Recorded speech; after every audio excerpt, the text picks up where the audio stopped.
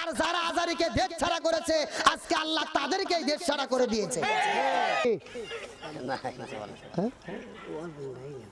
क्या आवाज लाइन क्या है ठीक लाइन आवाज चलতেছে তো আপনি রাজনৈতিক দলের সমালোচনা রাজনীতি আবার কি আমি কথা বলছি আপনি কি শরীয়তের লোক তেরি সাই কথা না না আপনি বোঝেননি তো আপনি কথা কোরআন হাদিস ছাড়া কিছু বলছি তে আবার ওয়াজের লাইন চেঞ্জ করেন মানে কি যে কোরআন হাদিসের মধ্যে না আপনি কোরআন হাদিস আপনি কি কোরআন পড়তে পারেন আপনি বুঝবেন না তো শুনে আপনি কোরআন হাদিস যদি না পড়তে পারেন ওয়াজ কোরআন হাদিস হচ্ছে কেন বুঝবেন কেন আপনি এক মিনিট না না আপনি বক্তব্য দিবেন কেন কথা বলি ও বক্তার মাইক না আপনি বক্তব্য দিবেন কেন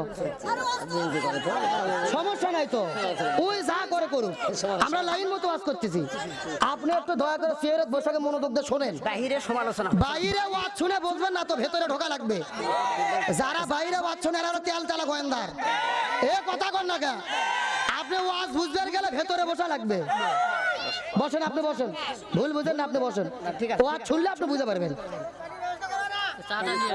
কে রে 2 বছর আগে এখানে ওয়াজ করে গেছি স্বৈরাচার হাসিনা থাকতে ওয়াজ করছি তাই কেউ কথা বলার সাহস পায়নি এরা কোথা থেকে এলো এ কথা কর না কে স্বাধীন দেশে আর কারো কথা চলবে না বাধা দিলে আমরা থাকবে না কোরআনের আলোচনা চলছে চলছে তারপরে বোঝা গেল 1450 বছর আগের আবু জেহেল আর বাংলাদেশের গত 16 বছরের আবু জেহেল এদের ভেতরে বিন্দু মাত্র কোনো পার্থক্য নাই কিন্তু আলেমদের বিরুদ্ধে ষড়যন্ত্র করে কি কোনো লাভ হয়েছে আজারি ভাইকে দেশ ছাড়া করেছে আজারি আগে মাহফিলে গেলে লোক হইতো 1,15,00,000 আয়োজন চলতিছে প্যান্ডেল চলতিছে একেবারে অনুমান করা হচ্ছে বাংলাদেশের যত মাহফিল হয়েছে সব রেকর্ড ওই মাহফিলে ভেঙে যাবে প্রায় 15-20 লক্ষ মানুষের উপস্থিতির সমাবেশ ঘটবে আল্লাহু আকবার কর তাহলে আলেমদেরকে বন্দী করে লাভটা কি দেশ ছাড়া করে লাভ কি আগে লোক হয়তো 1 লাখ এখন লোক হবে 10 লাখ আগে মানুষ চিন্তা কম এখন শ্রেণী বেশি আমির হামজাকে 3 বছর জেলে বন্দী করে রেখেছে আগে লোক হয়তো 10,000 এখন আমির হামজা আসলে লোক হয় লক্ষ লক্ষ আল্লামা মামুনুল হক আগে মাহফিল করলে 10,000 হতো এখন গেলে আর জায়গা দেওয়া যায় না তাহলে আলেমদের মিথ্যা অপবাদ দিয়ে বন্দী করে লাভটা কি কিন্তু আমি বলতে চাই ওই আবু জেহেল বিদায় নিয়ে চলে গেছে কাবা ঘরের পাশে আবু জেহেলের বাড়ি আবু জেহেলের বাড়ি আর বাড়ি নাই আবু জেহেলের বাড়িকে ইন্টারন্যাশনাল পায়খানা বানাইছে কে তাম পৃথিবীর মানুষ হজ উমরা করতে যায় বেশি করে খায় তাপ করে আর আবু জেহেলের বাড়ি যে কাম সারে আর বাংলাদেশের আবু জেহেল হাসিনা যেদিন চলে গেছে ওদের 12তলা অফিস ছিল বঙ্গবন্ধু এভিনিউ গুলস্থানে ওরা যেদিন পালিয়ে গেছে ঢাকার মানুষেরা ওদের অফিসটাকে অঘোষিত টয়লেট বানিয়ে নিয়ে কাজ চাচ্ছে এ কথা কর না গা এগুলো কার বিচার এই জন্য বলা হয় কামা তাদিনু তুদান যেমন কর্ম তেমন ফল সুতরাং সরকারকে বলবো এই স্বৈরাচাররা যে গণভবনে ছিল ধানমন্ডি 32 আর গণভবন জাদুঘর বানানোর দরকার নাই ওইগুলোকেও জাতীয় টয়লেট বানানো দরকার তাহলে বাংলাদেশ যতদিন থাকবে মানুষেরা ওখানে যায় কাজ ছাড়বে আর ওদের প্রতি ঘৃণা স্থাপন করবে ওরা আবার বলতেছে আমি বাংলাদেশের সীমানার কাছে আছি যে কোনো সময় শর্ট করে ঢুকে পড়তে পারি আমরা বলতেছি ম্যাডাম আসেন আপনি শর্ট করে ঢোকেন আপনি শর্ট করে ঢুকবেন আর আমরা আপনাকে ফট করে আয়না ঘরে ঢুকে দেবো এ কথা কর না কেন ও দেশে ফিরবে আমরা কি ফিডার খাবো আঙুল চুষবো ও শর্ট করে ভেতরে ঢুকবে আমরা ফট করে কই ঢুকে দেবো বুবু আইবা তুমি আইবা গো এইবার আইসা বুবু ক্ষমতা পাইবা না একটু জোরে সবাই ঠিক আরো জোরে ঠিক বুবু আইবা তুমি আইবা গো এইবার আইসা বুবু ক্ষমতা পাইবা না খোঁজ নেই বুবু কাদের কাকার অবস্থা খারাপ দরবেশ বাবার হারুন আঙ্কেল এখন সামনে আসে না নেতা কর্মী সব জেলের ভেতর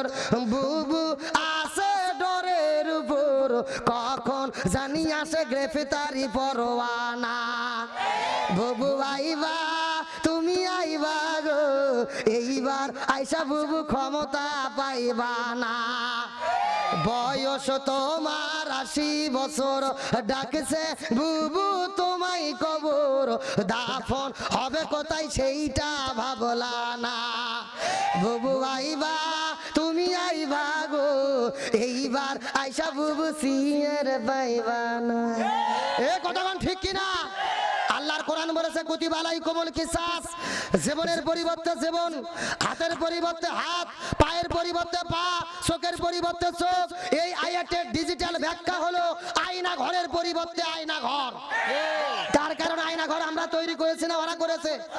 আমাদের প্রিয় ভাই ব্রিগেডিয়ার আমান আজমি, ব্যারিস্টার আরমান 13 বছর আয়না ঘরে বন্দি করে রেখেছে। সূর্যের আলো দেখতে দেয়নি, বাইরের বাতাস দেখতে দেয়নি। আজান যখন হতো জোরে জোরে গান বাজাইয়া আজান পর্যন্ত শুনতে দিত না। সুতরাং আমরা বলি স্বৈরাচারের যত এমপি মন্ত্রী গ্রেপ্তার হয়েছে এদেরকে জেলখানায় রেখে আর জামাই আদর করলে হবে না, এদের প্রত্যেকে আয়না ঘরে বন্দি করে রাখতে হবে। আলোচনা কি চলবে? শেষ পর্যন্ত থাকবেন তো ইনশাল্লাহ? দেখি থাকবেন না কারা কারা, একটু হাত তোলেন।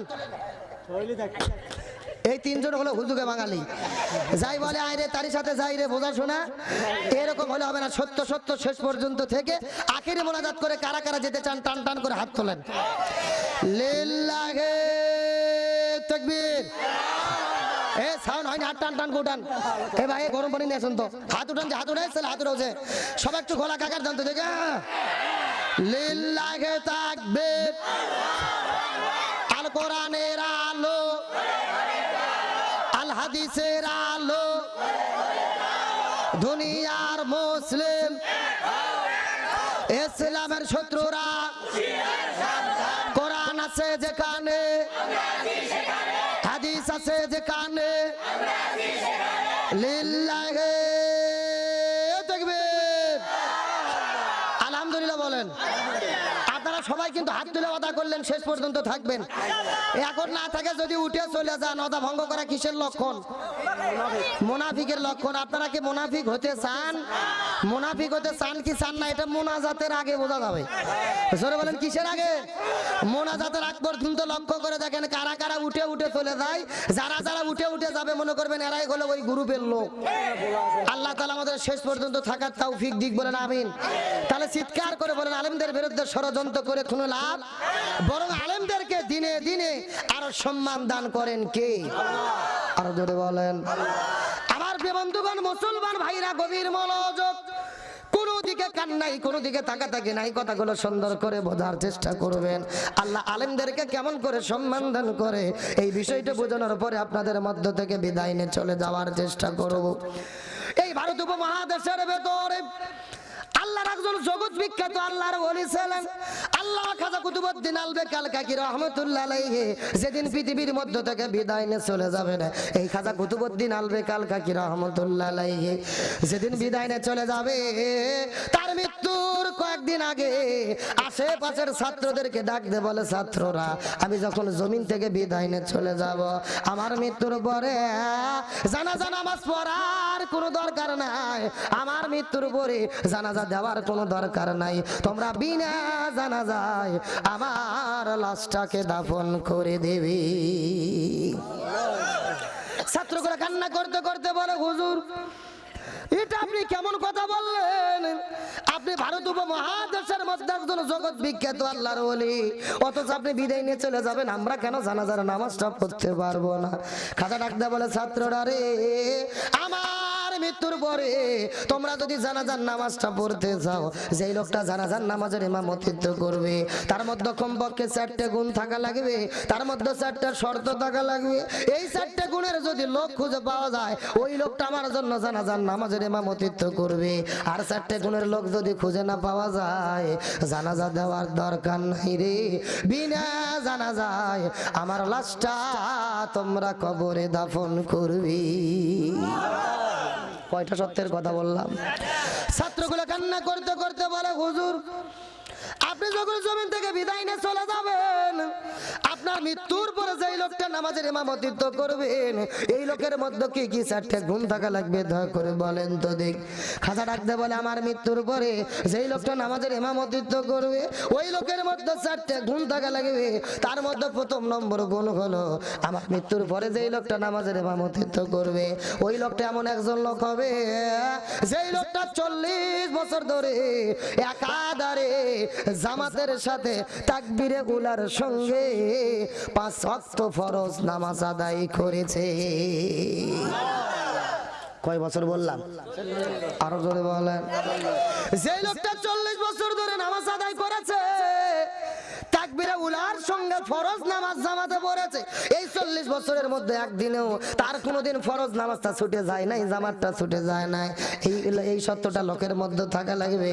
আর 2 নম্বর শর্ত হলো, যেই লোকটার নামাজের ইমামতিত্ব করবে শুধু 40 বছর ধরে ফরজ নামাজ আদায় করলে হবে না, যেই লোকটা আমার নামাজের ইমামতিত্ব করবে ওই লোকটা এমন একজন লোক হবে রে, যেই লোকটা 40 বছর ধরে ফরজ নামাজগুলো জামাতে পড়ার পাশাপাশি রাতের বেলা তাহাজ্জুদের নামাজটাও পড়তে মিস করে না।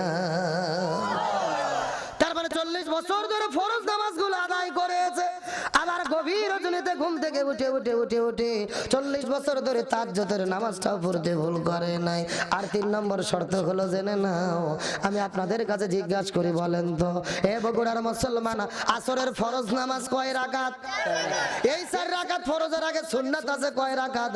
খাজা ডাকতে বলে, পৃথিবীর মানুষের আরে আমার মৃত্যুর পরে যেই লোকটা জানাজার নামাজের ইমামতিত্ব করবে ওই লোকের মধ্যে 3 নম্বর যেই গুণটা থাকা লাগবে, যেই লোকটা 40 বছর ধরে আসরের 4 রাকাত ফরজ নামাজের আগে 4 রাকাত সুন্নাতটাও পড়তে মিস করে না। 1 নম্বর 40 বছর ধরে ফরজ নামাজ জামাত আদায় করেছে, 2 নম্বর 40 বছর ধরে তাহাজ্জুদ পড়েছে, আর 3 নম্বর হলো আসরের আগে 4 রাকাত সুন্নাতটাও পড়তে ভুল করে নাই। আর 4 নম্বর শর্ত হলো, যেই লোকটা আমার নামাজের ইমামতিত্ব করবে এই লোকটা এমন একজন লোক হবে, যেই লোকটা যুবক হওয়ার পরে জীবনে কোনোদিন কোনো মহিলার দিকে ইচ্ছা করে তাকায় নাই, যদিও ভুলে তার নজর চলে গেছে সঙ্গে সঙ্গে তার নজরটা ফিরাইয়া নিয়েছে। এই 4টে গুণের যদি লোক খুঁজে পাওয়া যায় ওই লোকটা নামাজের ইমামতিত্ব করবে। আর 4টে গুণের লোক যদি খুঁজে না পাওয়া যায় তাহলে জানাজার দরকার নাই, তোমরা বিনা জানাজায় আমার লাশটাকে দাফন করে দিবি। চিৎকার করে বলেন তো, খাদার জানাজার জন্য শর্ত আছে কয়টা? সাউন্ড নাই। আপনাদের কি কষ্ট হচ্ছে? এই যে আমি বসে আছি মাঝখান দিয়ে সোজা, ডান দিকে এক ভাগ, বাম দিকে আর এক ভাগ, আপনারা মুখ বন্ধ করেন, আপনারা বলেন তো দেখি, খাজার জানাজার জন্য শর্ত আছে কয়টা? আরো জোরে। আপনারা মুখ বন্ধ করেন, আপনারা বলেন তো দেখি, খাজার জানাজার জন্য শর্ত আছে কয়টা? ওরে বাবা, কেন ভাগ করে দিলে সাউন্ড বাজছে? তার মানে আপনারা আলসেমি করতেছে না কে ভাই? গরম পানি কই? আমার বন্ধুগণ মুসলমান ভাইরা গভীর মনোযোগ, ডানে যারা আছেন কথা বলবেন, বামে যারা আছেন তারাও কথা বলবেন, মঞ্চে যারা বসে আছেন তারাও কথা বলবেন, সবাই মিলে চিৎকার করে একসঙ্গে বলেন তো দেখি, খাজার জানাজার জন্য শর্ত আছে কয়টা? আরো জোরে। জোরে হলো না? এই 4টার শর্ত মানুষ পাওয়া যায় কিনা আর শেষ পর্যন্ত জানাজা হয় কিনা হয়, এই আলোচনাটা জানার দরকার আছে না নাই? এ বগুড়ার মুসলমান গভীর মনোযোগ, কোনো দিকে নজর নাই। এই 4টা শর্ত দেওয়ার পরে পরের দিনে সকালবেলা লক্ষ্য করে দেখা গেল ওই খাজা আল্লাহর ডাকে সাড়া দিয়ে জমিন থেকে বিদায় নিয়ে চলে গেছে। ওই খাজা বিদায় নেওয়ার পরে চতুর্দিক থেকে লক্ষ লক্ষ মানুষেরা তার জানাজার জন্য কাছে চলে আসে, তার জন্য চোখের পানি ফেলে কান্না করে করে দোয়া করে।